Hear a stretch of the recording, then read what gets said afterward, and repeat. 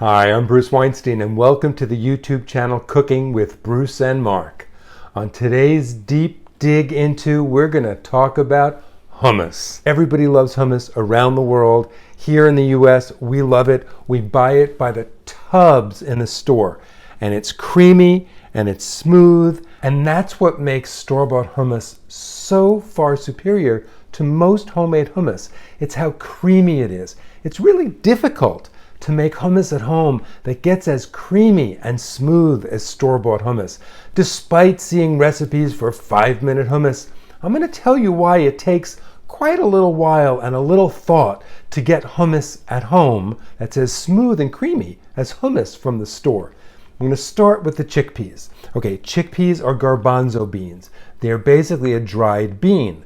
And when you buy them in the can, they're cooked, but they're not very tender. Unlike most canned beans, which come out very, very soft, chickpeas come out of the can with still a little tooth to them.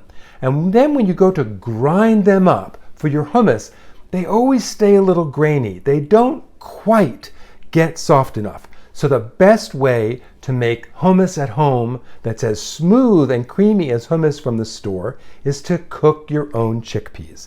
So to cook your own chickpeas, first, you have to soak them. These chickpeas have been soaking overnight in cold water. They've tripled in size, and although they're big and they're a little more tender, they're not cooked. So we have to cook them.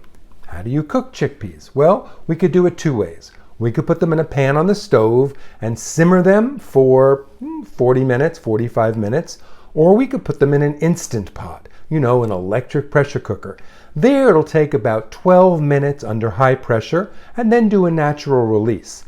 And then you will have chickpeas that are super soft and super mushable and will make you a very, very smooth, delectable hummus. So I'm going to go ahead and cook these. Then we'll come back and we'll talk about what else we need to do to make really great, super smooth hummus at home.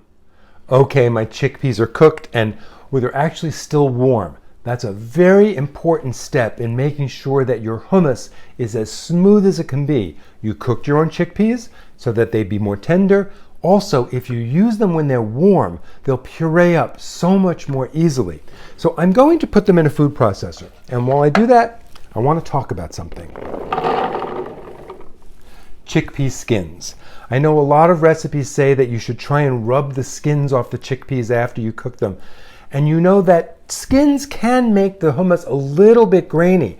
But the main problem with making hummus at home is that most people don't let it go long enough. They don't grind it, they don't process it, they don't let it go long enough. That's why the graininess of the skins is a problem. We're going to let this go a long time, and so that's not going to be a problem for us. But we're going to add our other ingredients and talk about what's going in to this hummus to make it special. So first of all, we have lemon juice. Lemon juice is a key ingredient for all hummus.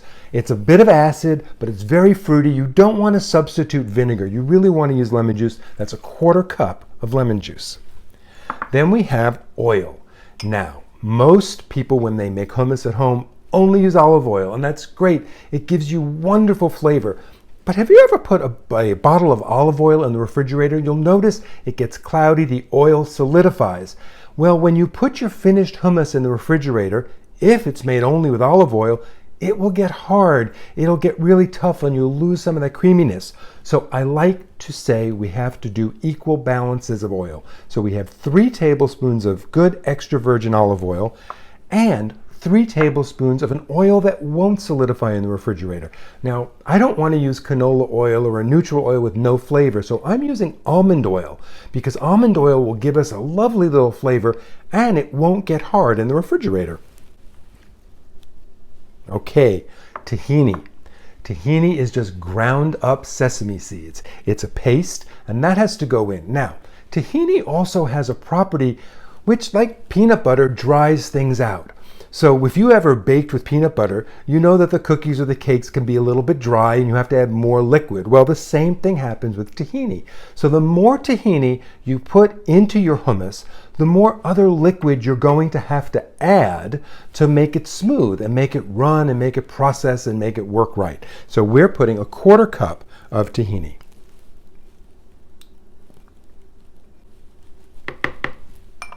We have garlic, 3 cloves of garlic that I've cut up. Garlic cloves vary in size, so if you have small ones and you don't like too much garlic, that's okay. If you have small ones and you like a lot of garlic, use more than 3. This one is the only thing here that's kind of up for grabs of how much garlic you like.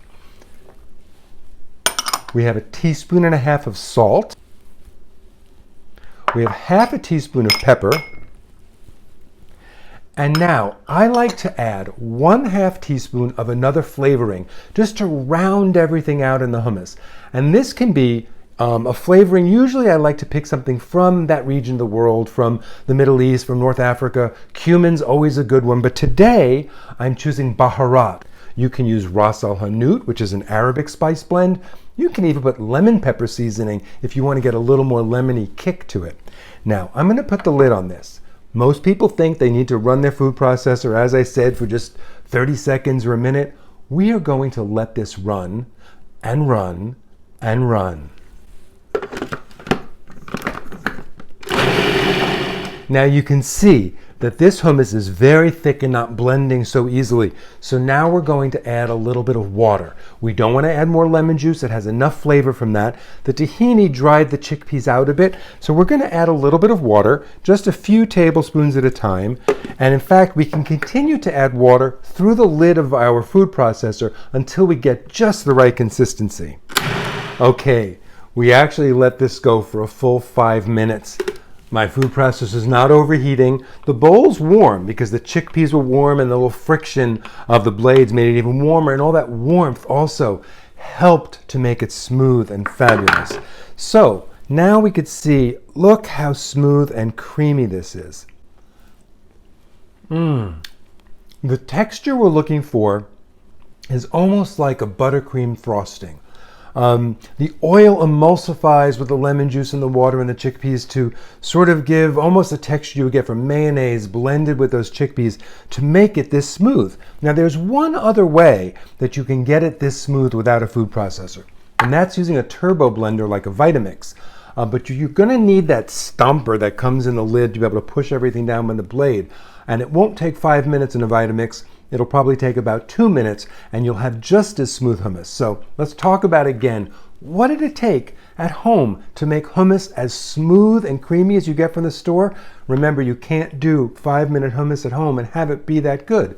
You have to start with dried chickpeas, and you have to soak them overnight. Then you have to cook them, either on the stove for about 45 minutes or in an Instant Pot or electric pressure cooker for 12 minutes at high pressure with a natural release. While they're warm, they go into the Vitamix or a food processor, along with all the other ingredients. And down below on the more information in this video, you can see a whole list of those ingredients. You add them, and then don't be afraid to run your machine. So that's how you make super creamy, wonderful hummus at home.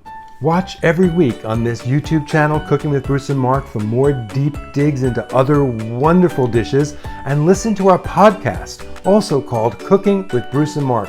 Subscribe to the podcast wherever you get podcasts, and follow Mark Scarborough and me on social media, on Facebook, on YouTube, on Instagram. And subscribe to this YouTube cooking channel, Cooking with Bruce and Mark.